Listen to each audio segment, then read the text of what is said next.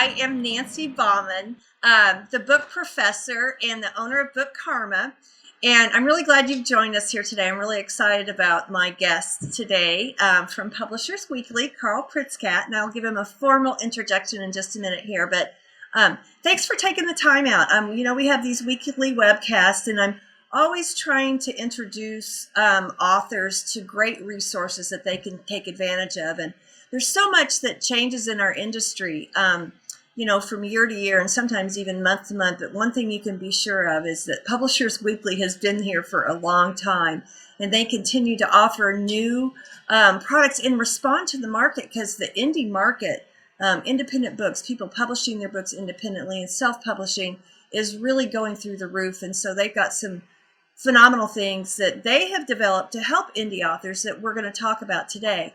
But first, just to give you a little bit of background about myself, if you haven't joined us before, I am actually a nonfiction book coach. And my job is I help everyday people kind of get the courage to tell their truth.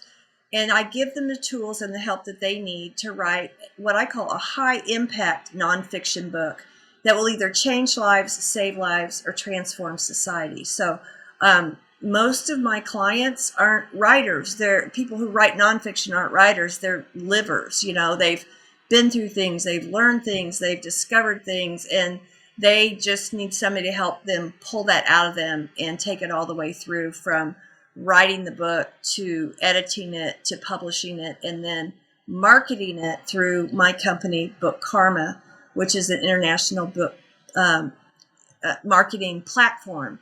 And so Bookarma, it allows authors to get the word out about their individual work through the social networks of other authors. And so the video that we could hear but couldn't see was a little explainer video of that. But basically, you just use your ISBN.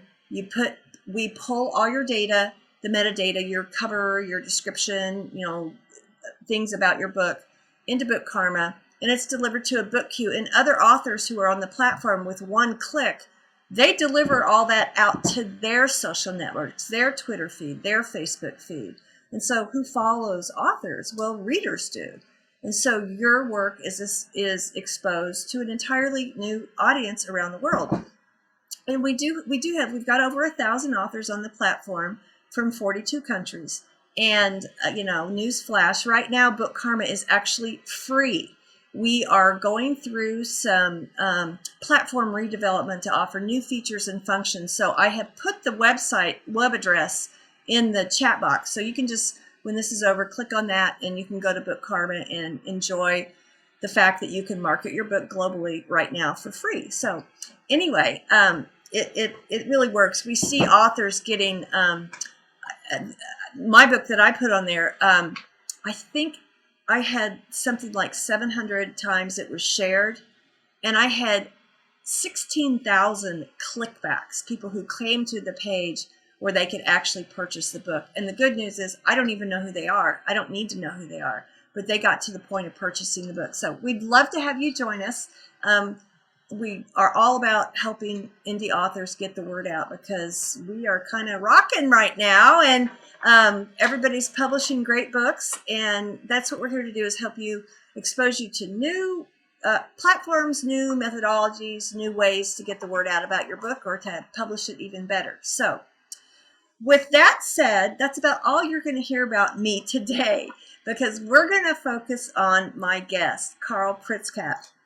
And Carl and I met not this past May, but the May of 2014 at BEA in New York, which was very convenient for him because Publishers Weekly is in New York City, and he probably just has to, catch a cab or walk down the street.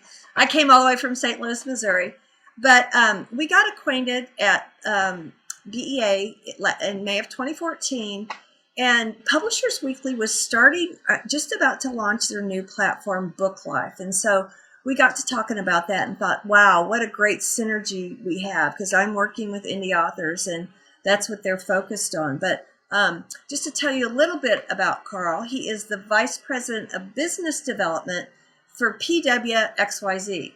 And I was laughing with him about this before we got on. I'm like, PW, well, that's Publishers Weekly, but PWXYZ, that's like saying elemental P, and he said, yeah, that was kind of the intent of it. So, but this company, it owns Publishers Weekly and BookLife. So Carl oversees all new business, their digital strategy and product development, and serves as the president of BookLife, which is their site that's dedicated to indie authors. So BookLife, if you didn't know about it, this is a great window, for you to get some firsthand knowledge about it. Prior to working for Publishers Weekly, Carl co-founded an interactive media company called Mediapolis. Is that right, Carl? Mediapolis, where he oversaw projects for the New York Times, Viacom, NPR, Sony, Johnson & Johnson, Volvo, and others. And he also ran ECM Records for Bertelsmann. And then, surprise, surprise, he has a degree in music from UCLA. So I'd like to know what instrument you play, or do you sing? Tell us a little about the music degree. It's a long time ago. Saxophone. Saxophone. So. Wow, that's fun. That's fun. Well, I'm really happy to have you here, Carl, because I know that one of the things that we talked about is like, what information can we share with our viewers today? And so Carl has offered to give us information and tell us about the free services that are from Publishers Weekly for indie authors, including consideration for reviews. So if you get it, that's really something that we really want to focus on. And something, I told you Publishers Weekly, they're always responding to the market. And so they've learned some lessons that help self-published books to succeed. And he's going to share some of that with us. And then some other promotional opportunities for indie authors. So Carl, take it away. Tell us a little bit about yourself, a little bit more about BookLife and what you all are doing there. Well, thank you, Nancy. It's great to be here. And I really appreciate your inviting us to be here with your audience.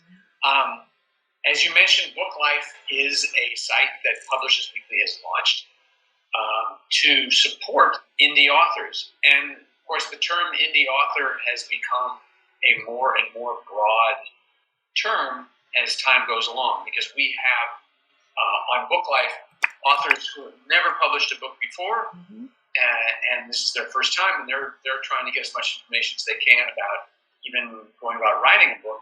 And we also have authors who have been traditionally published, who have had great success through traditional publishers, but have decided to independently publish their books, whether because they have projects that don't fit the same profile that they do with their traditional publisher, or because in some cases they have their backlist titles are reverting back to them. They're receiving rights back to them for books that were out maybe 10 or 15 years ago. Their publisher no longer wants to publish those, so they'd like to get them back out in the market, and they'll foresee them. So the term indie author is very broad. And the other aspect of it is today, even an author who has a traditional publishing agreement is being asked to do more and more in terms of promoting their book, even in terms of editing and creating their book. So what we really wanted to do was to create a site which took all of Publishers Weekly's best content that had to do with helping you publish a book, from starting with the creative process through the actual physical publishing of it or posting it on ebooks or whatever the case, then through promoting it or marketing it, and then finally just sort of managing and how do you deal with the business aspects of it in terms of controlling your rights and what are the tax implications and all these things. Yeah. Publishers Weekly has been around. Oh, I'm sorry, go ahead. Did you want to? No, I was just going to say that there's so much to it. And I think a lot of people have, the industry's really changed. And you brought something up about how authors are being asked to do all this extra stuff. Well, they're not being asked to do it. They have to do it, and certainly with the editing and, things on both the front end and the back end. And it's no secret that if you have a book, you have to market your own book, and there has to be ways for you to get the word out, and building the buzz, is not easy, and there's no prescribed path. So what I have seen on BookLife is that you have resources that authors can go to, and when they're looking for different, kind of help in different areas, that you guys have actually vetted, which is very helpful.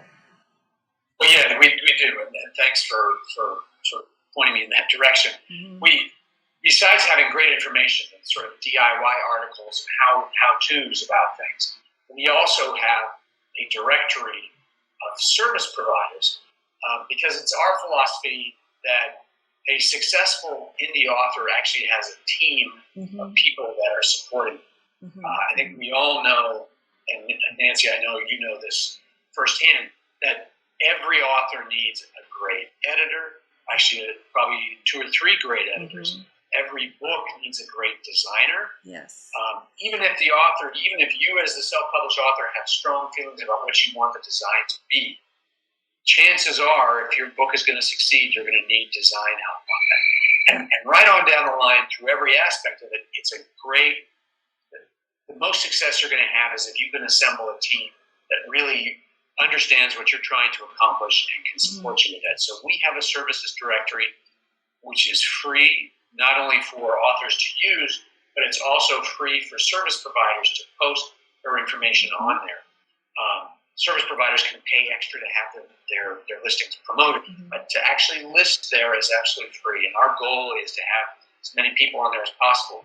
People can also go on and endorse the service providers, so they can basically say, yes, I used this person, they were great, and that way it allows other authors to look through there and say, okay, that person is somebody I could probably trust because they've got 3 or 4 endorsements from other people. You can actually see who endorsed them and see the type of work that they've done. So we feel that's a really important tool as well in terms of promoting, in terms of building the team that you need in order to have success. And then the one probably most attractive aspect to BookLife for self-published authors is it's a place where you can, for free, submit your book to Publishers Weekly for review consideration. And a lot of people don't, it's almost sort of too simple to understand, but Publishers Weekly doesn't charge for reviews, and Publishers Weekly does about 9,000 reviews a year, which are used by bookstores and libraries to make buying decisions. And they're really one of the most trusted sources of reviews. And self-published authors can submit their books to Publishers Weekly for review consideration for free. And if they choose to review your book, it is absolutely free. You're not guaranteed. Let me jump in here for just a second, Carl, and ask you a question. So, do they submit their finished book? Do they submit a manuscript? At what stage of the cycle should they be in? The book should be commercially available in the United States. So you really want it to be done. You really want to put your best foot forward. And we've had that come up a few times where somebody has submitted their book and then they come back a few months later and say, oh, no, actually, I'd like to change it because I've made an update. And unfortunately, we can only take it that one time. Of course. And then it's judged at that point, and that judgment stands. So, but it's been a fantastic way for self-published authors to have their books exposed to a much broader audience and to be treated on the same level as traditionally published books. Well, and what I really like about that is it brings up a couple of points. You said sometimes people come back and resubmit it like, oh, I fixed it. Well, the idea is that you shouldn't be able to distinguish an independently published book from a book coming out of a big name publisher. That's the deal. That's the landscape. That's the playing field. And so if you don't have this team around you that Carl was talking about before, you actually kind of have to mimic the team that a publishing house has, right? They've got designers, they've got editors, they've got proofreaders, they've got people who will help you with copy, with your back cover, etc. And so you need to get that kind of team around you. And I would say with 100% confidence that if you don't assemble a professional team, your book will not be successful. And certainly wouldn't be reviewed by Publishers Weekly. They want your books to look like it has to stand shoulder to shoulder with anything out there on the market. So absolutely, yeah, I 100% agree with what you just said, and I couldn't have put it better. And it's very it's sometimes very difficult for self-published authors to understand that publishing, for a lot of us who've been outside of publishing, we see it as this sort of cumbersome, sort of walled place. And self-publishing gives us a great opportunity to go outside of that and move much quicker and more freely and express things probably a lot more freely as well. However, publishing as an institution has established certain standards. Yes. And if you aren't able to achieve those standards, your book won't be considered in the same way as traditionally published books. Which isn't to say that your book isn't a great book or that it can't succeed in its own way. But if your goal is to commercially reach an audience outside of your own very close group of friends and family, you have to understand those standards, and you have to have people who can help you achieve those standards. Yeah, and when I work with my clients who are writing books, I tell them, I said, what, publishing is an industry. It's an industry. It's been around since Gutenberg, a long, long time. And I would never go out and start a bank. I don't know that industry. I would never go start an insurance company. I don't know that industry.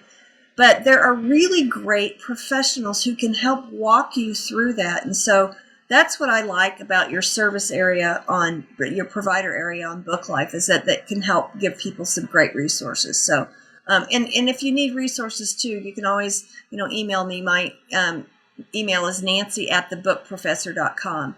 And so I always like to point people in, other directions. So, but just don't get caught being amateur, because you can spend a lot of money and waste a lot of time and get nothing for it. So that's why we're here, to help expose you to some things that'll help you succeed. So before, I want to ask you some questions about how you all review things, but let's talk a little bit about what's the value of getting a book review? What will it do for you?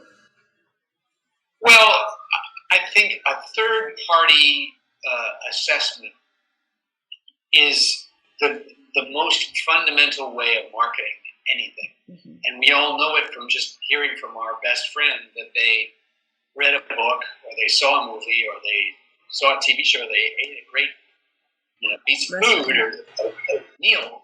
We say, oh, wow, I know that Jane or Bob said that this was really great. Next time I'm in that position where I can do this, I'll try that as well.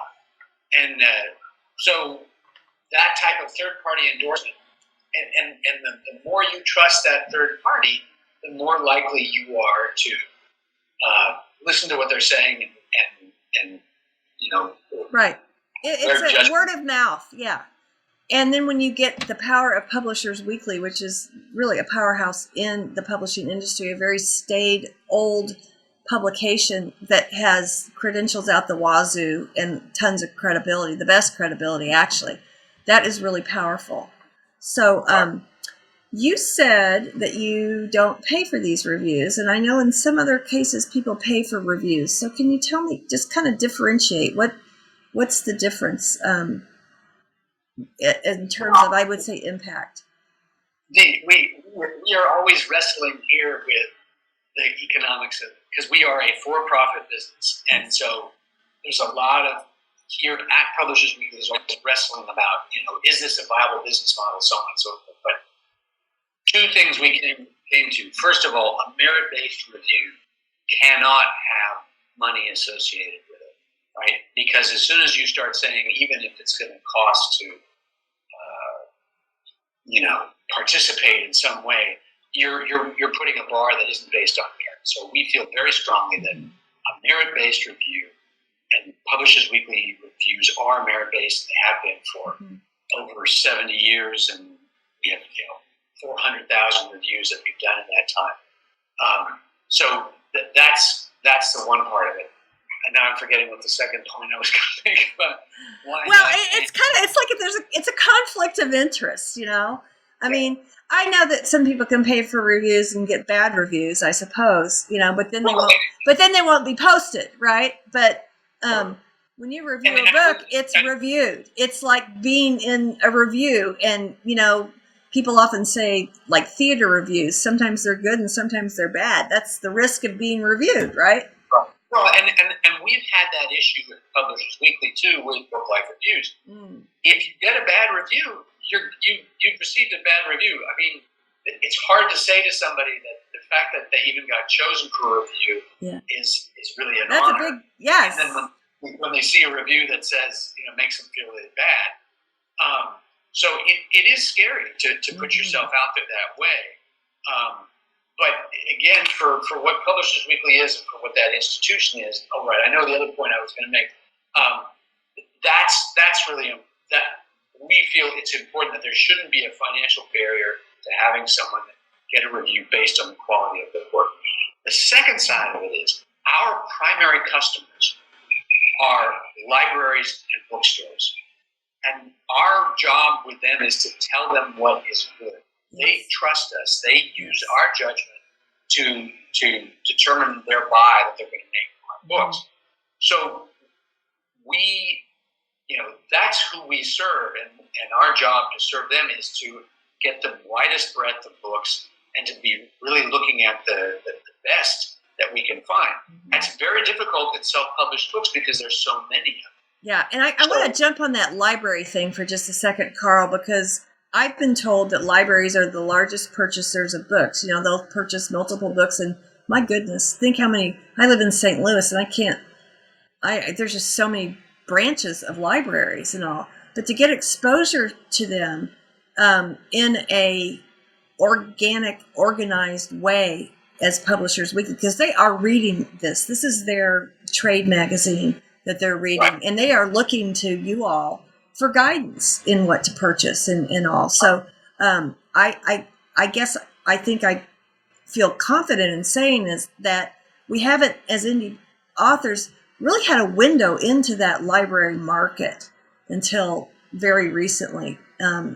So obviously, anything you can get to get attention to your book is going to be favorable. Right. And getting into libraries, as you say, it's incredibly lucrative, especially depending on the type of book that you have. Lucrative isn't the right word. It's incredibly important. It is. And it's hard to break through. So this is a great doorway into that entire market. I mean, you still need distribution, and that's a whole other aspect of it, is making sure that if a library reads of you and says, wow, this is a great book, I think I'd like to bring this in, they have to be able to then order your book and get a copy of it. And that's a whole other... that's a different aspect of, if you're available through... But you're right, the library part of it is crucial. So that's going back to your question, for us, that's why we felt it was so important to bring self-published titles into the standard PW review process and to not have a price barrier on that. Yeah. Which isn't to say that in the future we may not come up with some other product that wouldn't be a Publishers Weekly review. A Publishers Weekly review is a Publishers Weekly. Right. But we have had a lot of people say, listen, my book was rejected. I'd still like to have some sort of third-party endorsement of my book. So, there's at some point. So down the road, you may be considering it. So how do what are the chances of getting a review from you guys? Well, it's hard to say, and it's very dependent on genre, but we generally say that it's less than 25%. So it's less than 1 in 4. It doesn't mean it's always going to be 1 in 4, but it's somewhere down there in terms of your odds of getting a review. So kind of what are the criteria? What do you guys look for? Well, first of all, it's quality of the work itself. And I can't stress to people enough that the very first page of their book will show so much to an editor.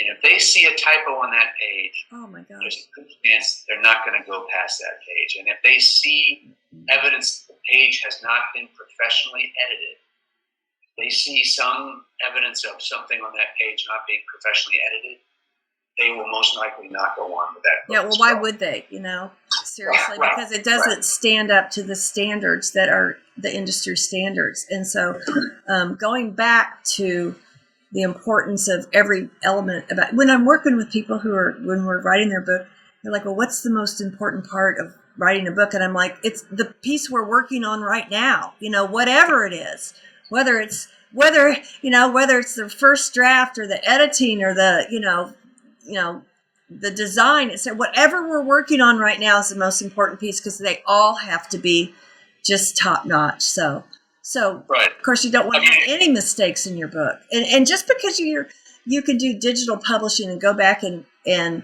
change your file, don't do that. Make sure you're having it proofread by maybe more than one professional proofreader, and that's an expense. But yeah, It is. So that's one really simple and seems trivial, but it's a really important thing. Another seemingly trivial part of it is the cover, because again, what Publishers Weekly is looking for is, does something meet professional standards? Is a bookstore or a librarian going to have success with this book if it goes out? Mm-hmm. And again, if they look at a cover and it looks like it is professionally done, they'll say, okay, here's somebody that we can look further at. If it doesn't look like it's professionally done, they're going to pause and say, okay, is this something that really merits professional Publishers Weekly speaking to the publishing industry and talking about this book? Then beyond that, and assuming the book itself is great, what's really important as well is to let us know about the author's credentials, your credentials as an author. Why are you somebody whose voice is important in what you're writing about? Obviously, in nonfiction, that's usually more important than with fiction. But even in fiction, what are the experiences you've been through, the education that you've been through? Any credentials, exactly what we're talking about, reviews, any third-party endorsements that are going to say to an editor, oh, this person is somebody of note. Did you publish a book prior? And who did you publish it with? Did it get any reviews? What were those notes? Did it win any awards? Maybe if you've written before for other groups or organizations or outlets or whatever the case, what is your writing experience? What went on with that? Did you win any awards there? Did you go to school for writing? You're trying to establish your credentials as a voice so the editor can look at this and say, yes, this is somebody who is a viable voice, who's got something to say. They really have the importance. I'm trying to think of the right word. Well, the credential, the weight behind what they're doing. I guess the authority for what they're doing. All of those are elements that will help. And then obviously the book itself should be a well-developed idea. It should be, a good story that, again, nonfiction or fiction, that's actually captivating and gets people's attention. As you said earlier, Nancy, with how you want to take people's stories and make them, I forget what your three things were: change lives, save lives, or transform society. There you go. There you go.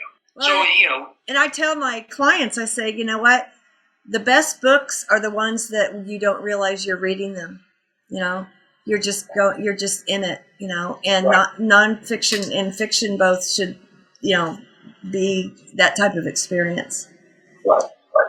So those are sort of the elements that when an editor picks up a book, and you can submit books electronic format or physical format, either way. When they look at that book and focus on that book, they want to have the background information about who the author is, background information about what the project itself is, and then they want to actually look at it and say, okay, yes, this is up to professional standards. This is something that a bookstore or a librarian and their constituencies, their patrons, their customers will care about. Yeah. Well, reviews aren't the only reason authors should be on BookLife. So what else is behind that curtain? Well, we have a lot of great places for authors to share information about their book with the BookLife community. We have it's completely free to list as many of your books as you'd like. When you list a book, you can put up all the specific sales and distribution information so people can see the different ways to buy it. You can post an excerpt of the book. You can post news about the book or reviews that you're getting for the book. And when you post that, it gets published to the front page of BookLife automatically.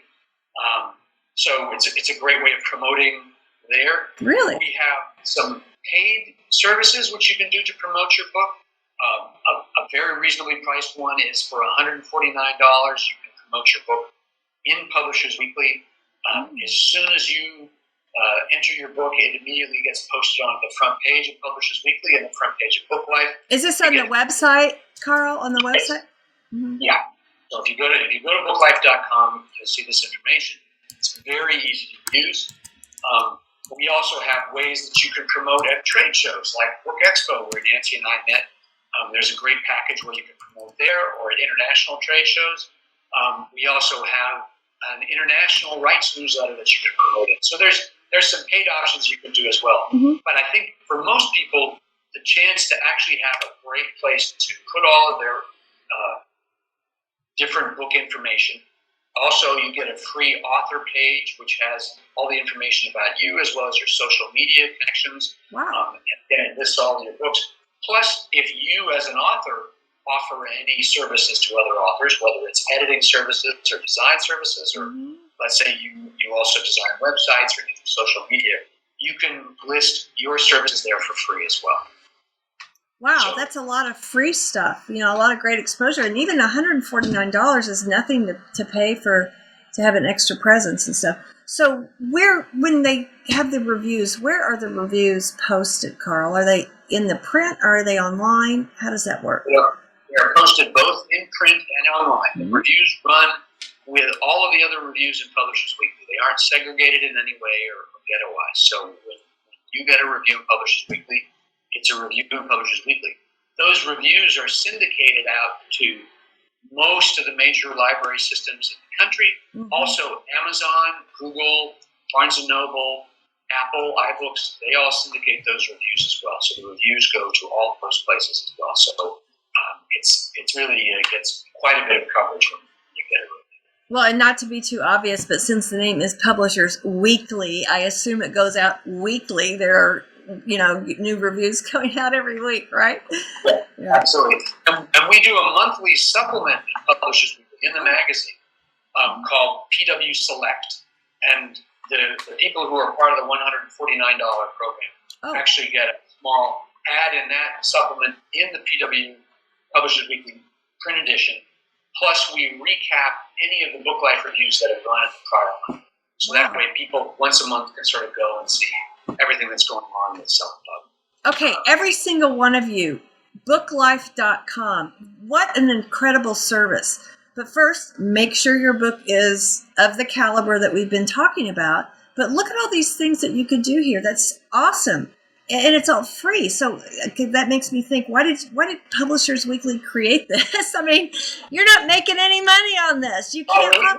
We are absolutely making money. And remember that Publishers Weekly is in the business of getting a publishing audience and then having advertisers reach that publishing audience.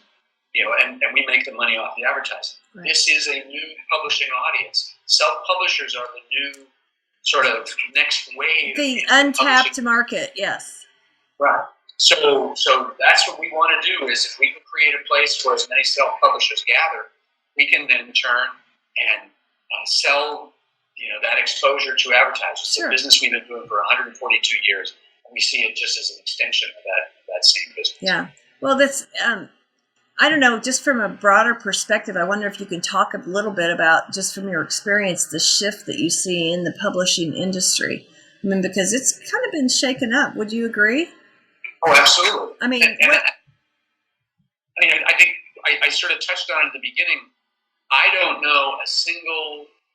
I have many friends who are very successful, traditionally published authors, and none of them has the same relationship with their publisher or with their audience that they used to, where the publishing houses used to be sort of not the big brother, that's not the right word, but the sort of the well, they were the parent, right, when we take care of everything they took care of everything. Right, and all you had to do was sit there and write. And in the case of editing, And if I'm sure everybody's been following the Harper Lee, To Kill a Mockingbird, the new version of the book that's come out. To me, what's been so fascinating is to see the role that her editor played in terms of shaping that book, shaping To Kill a Mockingbird into the iconic book that it was. I don't believe that editors like that exist today. I don't believe that and I've heard this from author friends who would like somebody to come in and say to them, I really went through this and I think you ought to, not that it's a lot of fun for an author to have somebody do that, but that's how you come up with a really great piece of work, is you have somebody who challenges you, forces you to make hard decisions, really makes you sort of forge a great work. I don't think the main publishing houses are providing that type of service anymore. And it's the same thing with promotion and marketing and having a direct relationship. Where book tours used to be something that any author would expect, now it's only very few for whom the publisher is going to underwrite. Yeah, and the marketing is just minuscule, and a lot of times I know that before people submit to a publisher, they'll ask them, well, what's your social following? What are your marketing plans? Because you have to do it yourself. But back to what you said about the editing, because that's something that's really near and dear to my heart. That's one of the things that I love about working with my clients, is going through that and helping them shape the story. They're writing it, but we're just making it deeper and richer and just different language techniques and that type of thing. So what you're saying is that it's not the same family anymore that it used to be in the traditional publishers. And why have they taken those things away, Carl? Why? Well, there's pressure, I think, in every industry in our society to, profit margins have been shaved. People want to spend less money on everything, and that has impacted publishers. I mean, the what people pay in today's dollars for a book, let's say a first edition, just out blockbuster book, is a fraction of what they would have paid 20 or 30 years ago. And so, that has an impact. So I think there's been a downward pressure. There's been consolidation in the industry, not only in terms of the publishers themselves, where it used to be maybe 10 big publishers, now we're down to 4 or 4.5 or whatever it is. But in terms of retail outlets, places like Amazon and Barnes and Noble. Well, yeah, the whole book purchasing experience is completely changed as well. Wow. Yeah. Well, it all makes it very. Yeah, that's why I think this whole self-publishing market has exploded, because number one, I always felt like publishers were the gatekeepers of ideas. Their job was sort of to keep you out. And they decided what information and what ideas, et cetera, would be distributed, and kind of based on what was the trend and whether they'd published something like that before. But it gives us a whole lot of opportunity. But the self-publishing market we're not in that first generation anymore. It's not okay to have your kids design the cover and not work with professionals. And so authors really have to be prepared to invest. And they all have a limited budget. And I wondered if you could suggest what would be, one of the most important things for them to spend their money on to help their book be successful. Ooh. Well, we touched on it when we talked about reviews. Yeah. And and what you just said too, everything you're working on is the most important part. And it really is sort of a link, a chain made up of different links. And if any of those links are particularly weak, the chain can come apart there. So I think what you have to do is probably figure out how much total you're willing to spend on something. And what are your goals? I think some people, when they're self-publishing a book, simply want to document something and make sure there's a permanent record of a particular insight that they have, whether it's a family history or whether it's their own personal experience or a professional experience that they had. And if the real goal is to have that, permanently recorded in something that is accessible and permanently available, that would put a lot of more emphasis on actually getting the recording of that story or the documenting of that story. That's where you put your emphasis. If your goal is to reach a wide audience, your goal is to have a big impact commercially, or even if you don't care about the commercial part of it, but you do want to reach hundreds, thousands, tens of thousands of people, then that's going to tell you that you're going to have to be spending some money on things that will allow for marketing. Yeah. And it's really important to know who your market is and just target them. Don't try to make it for everybody. Target that market and drill it to death. Find out, where they shop and what they do on Facebook, and try to really target it to your specific audience. Because the truth is, everybody's not going to want to read your book. Why don't you find the kind of people who do want to read the type of thing that you write, and just really try to reach them? That's a great point. And with online, the internet, there's a whole new set of amazing or constantly growing ways of being able to interact with an audience, a specific community, a specific audience, which is great.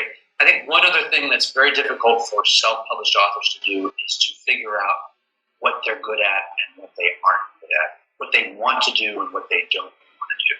And I think for a lot of writers, it's very painful to self-promote, to actually put yourself out there and toot your own horn and really brag about yourself. And so finding someone who can help you and work with you to do that is important. Well, and this is a perfect segue to talk about Bookarma too, because again, go to bookkarma.net, use your ISBN, import your books, and other authors on the platform promote your book to their social media channels. And you think, well, why would they do that? Well, they do that because, once you're on the platform, your book's delivered to the queue.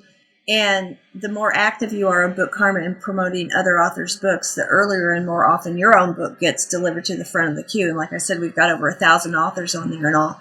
But it's a great way to break through the boundaries of your own network. In social media, you've got followers, and there you are, whether there's 50 of them or 5,000, you're always pinging the same people over and over and over again.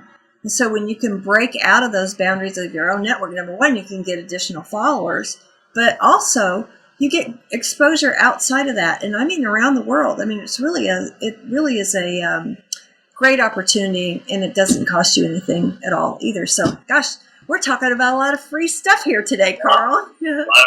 So all it takes is hard work on the part of the authors. Yes, and you have worked hard, and writers write to be read.